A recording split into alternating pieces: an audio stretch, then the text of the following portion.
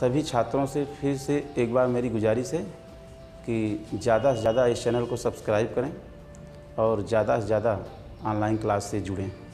आज मैं सभी बच्चों को गद्य गरिमा का पाठ 1, जिस पाठ का नाम है राष्ट्र का स्वरूप, राष्ट्र का रूपरेखा, इस निबंध को लिखने वाले हैं डॉक्टर वासुदेव शरण अग्रवाल जी।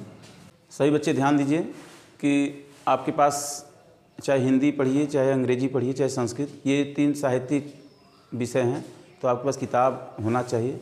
यदि आपको किताब आपके पास मौजूद नहीं तो पुराना किताब ले लीजिए, लेकिन बिना किताब के आप क्या समझेंगे। किताब रहेगा तो समझ में आएगा कि किस शब्द का क्या मीनिंग है, क्या अर्थ है, और किताब नहीं रहेगा तो आप सुन लेंगे लेकिन उतने अच्छे ढंग से नहीं समझ पाएंगे।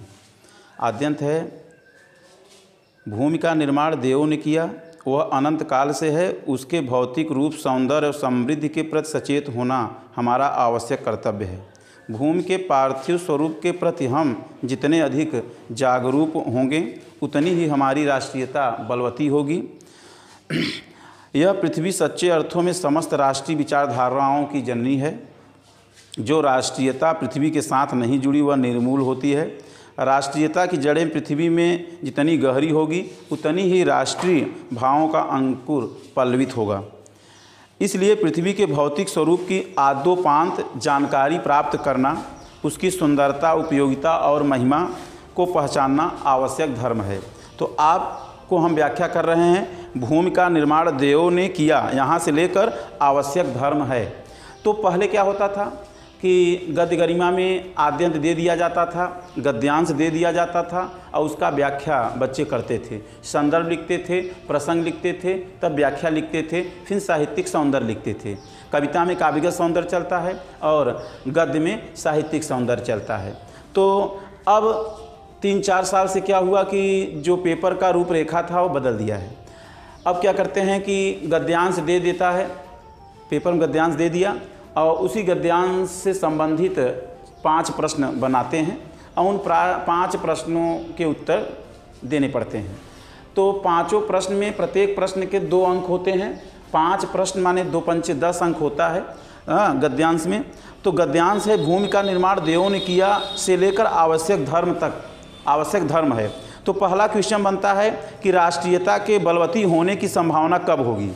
यानी पहला प्रश्न ये होता है कि राष्ट्रीयता के बलवती होने की संभावना कब होगी, यानी राष्ट्रीयता के बलवती होने की संभावना कब होगी, क्वेश्चन पूछ रहा है। तो इसका आंसर है पृथ्वी के पार्थिव माने होता है भौतिक, पृथ्वी के भौतिक स्वरूप के प्रति हम जितने अधिक जागृत होंगे, पृथ्वी के भौतिक स्वरूप के प्रति, पृथ्वी के पार्थिव स्वरूप के प्रति हम जितने जागृत होंगे उतनी ही हमारी राष्ट्रीयता बलवती होगी। यानी हमको जागृत होना है किसके प्रति, पृथ्वी के पार्थिव भौतिक स्वरूप के प्रति। यानी पृथ्वी के भौतिक स्वरूप के प्रति जितना हम जागृत होंगे उतनी हमारी राष्ट्रीयता बलवती होगी। यानी देखिए, एक राष्ट्र का निर्माण, एक राष्ट्र का स्वरूप, वह शुरुआत जो पहला अंग है वह भूमि है।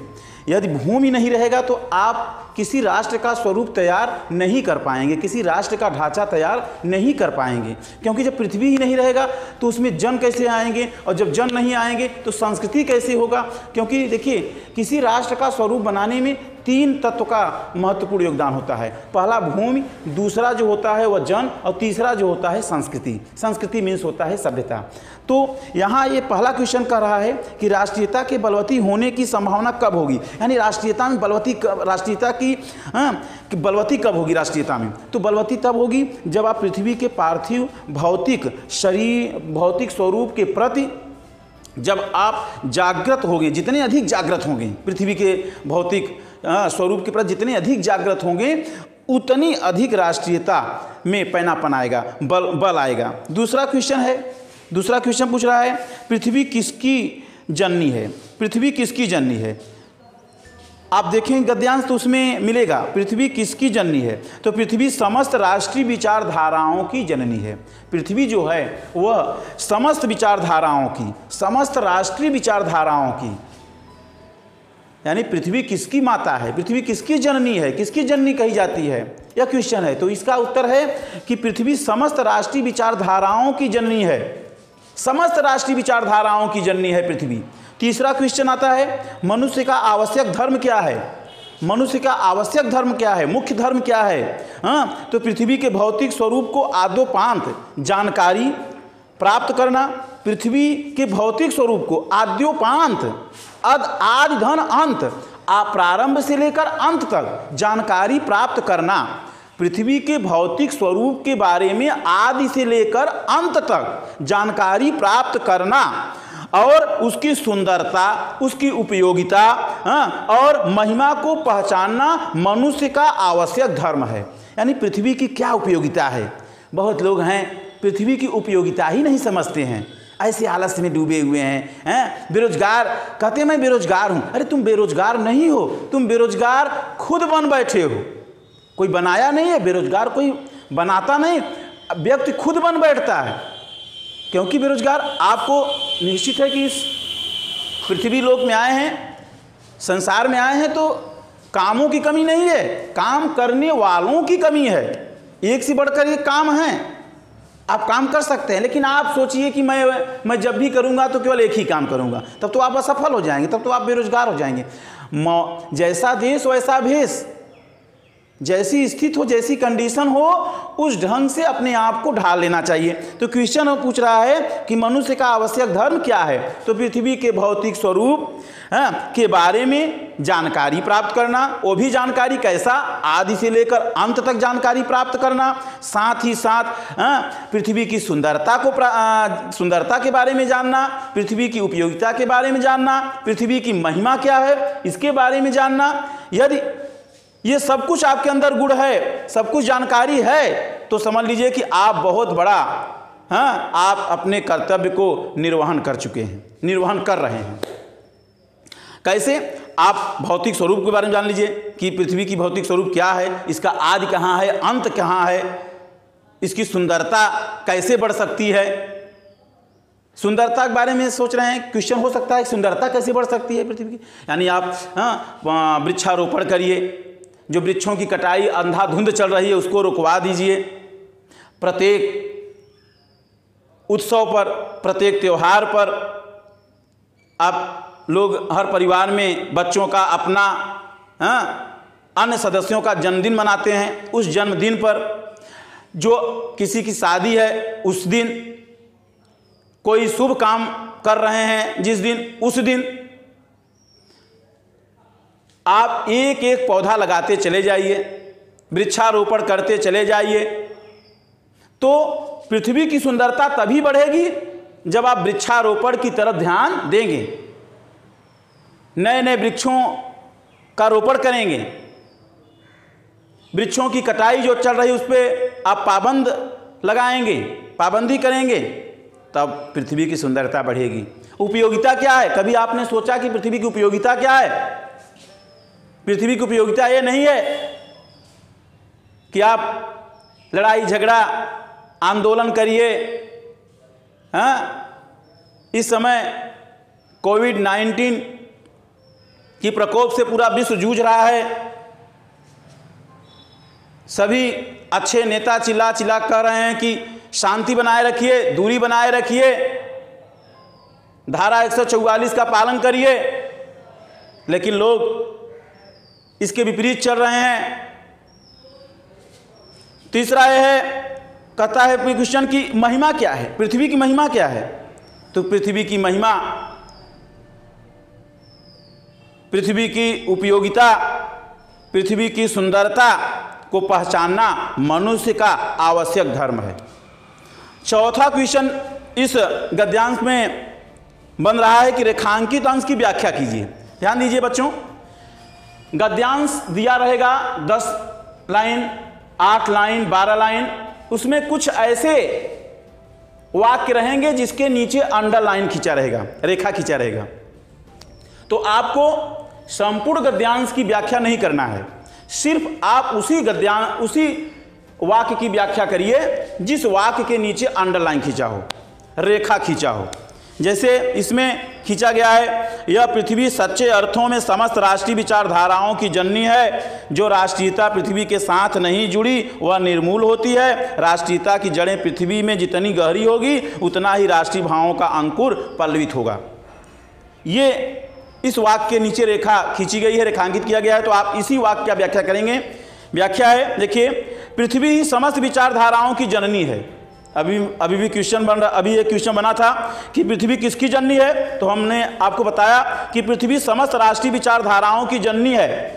अब इसके नीचे रेखा खींची गई है, तो इसका व्याख्या कर रहे हैं, सुनिए। पहला है जो वाक्य है, यह पृथ्वी सच्चे अर्थों में समस्त राष्ट्रीय विचारधाराओं की जननी है। यानी यहाँ लेखक कहना चाहता है कि पृथ्वी ही समस्त विचारधाराओं की जननी है। यदि पृथ्वी ही नहीं रहेगी तो समस्त विचारधारा वहीं की वहीं रह जाएगी। जो पृथ्वी से संबद्ध नहीं होती वह अल्प समय में ही अपना अस्तित्व खो देती है। जो पृथ्वी से अलग है, पृथ्वी के भौतिक पार्थिव शरीर के प्रति जागृत नहीं है, वह अल्प समय में ही अपना अस्तित्व खो देती है। आगे है कि हम पृथ्वी के गौरवमयी अस्तित्व के प्रति जितने जागरूक होंगे, यहाँ लेखक कहता है कि हम पृथ्वी के गौरवमयी अस्तित्व के प्रति जितने जागरूक होंगे, राष्ट्रीयता की भावना उतनी ही मजबूत होगी। पहले हम पृथ्वी के गौरवमयी अस्तित्व के प्रति जागरूक तो हों, जाने तो, तब यदि जागरूक होंगे तो राष्ट्रीयता की भावना उतनी ही मजबूत होगी। राष्ट्रीयता का आधार जितना मजबूत होगा, राष्ट्र के प्रति विविध भावनाएं भी उतनी ही अधिक विकसित होंगी। आगे लेखक कहता है कि पृथ्वी के भौतिक स्वरूप की समग्र जानकारी प्राप्त कर, अद्योपान आदि से लेकर अंत तक जानकारी प्राप्त कर, उसके सौंदर्य और उपयोगिता को पहचानना राष्ट्रीय जन का नैतिक दायित्व है। प्रत्येक राष्ट्रीय जन का नैतिक दायित्व है। क्या दायित्व है? उसके सौंदर्य को समझा जाए, उसकी उपयोगिता को समझा जाए, उसकी महिमा को समझा जाए, उसके भौतिक स्वरूप के प्रति जागरूक हो। यदि आप इतना सब कुछ करते हैं तो निश्चित है कि आप अपने आवश्यक धर्म को पूर्ण रूप से निर्वहन कर रहे हैं। पांचवा क्वेश्चन बनता है कि पाठ का शीर्षक एवं लेखक का नामों उल्लेख कीजिए कि पाठ का शीर्षक क्या है और उस शीर्षक के रचनाकार कौन है। ये 2 नंबर का आपको मिल जाएगा यदि थोड़ा सा आप ध्यान दे दिए तो। पाठ का नाम पूछ रहा है, शीर्षक मीन्स नाम पूछ रहा है, तो पाठ का नाम क्या है? राष्ट्र का स्वरूप। आप कैसे लिखेंगे कि पाठ के शीर्षक का नाम, थोड़ा सा डैश देंगे, उसके बाद लिखेंगे राष्ट्र का स्वरूप। फिर नीचे आएंगे, उसके जस्ट नीचे आएंगे और लिखेंगे लेखक का नाम डॉक्टर वासुदेव शरण अग्रवाल। बहुत लोग वासुदेव शरण अग्रवाल लिखते थे, नहीं, पूरा आप टाइटल को लेते हुए संबोधित करिए, उद्बोधन करिए, डॉक्टर वासुदेव शरण अग्रवाल। तो डॉक्टर वासुदेव शरण अग्रवाल इस निबंध के लेखक हो गए और शीर्षक का नाम राष्ट्र का स्वरूप। आपको 2 नंबर आराम से मिल गया। व्याख्या कर दिए, 2 नंबर मिल गया।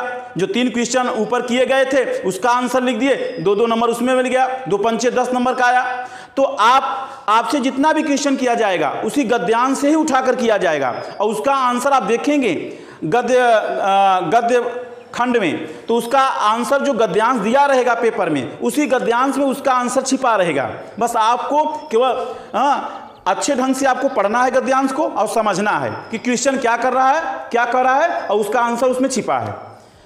अब नेक्स्ट डे, अगले दिन फिर हम आपको, अभी राष्ट्र का स्वरूप का अभी कुछ गद्यांश बाकी हैं, उसका हम व्याख्या और क्वेश्चन करेंगे और बताएंगे उसका आंसर। आज के लिए इतना ही।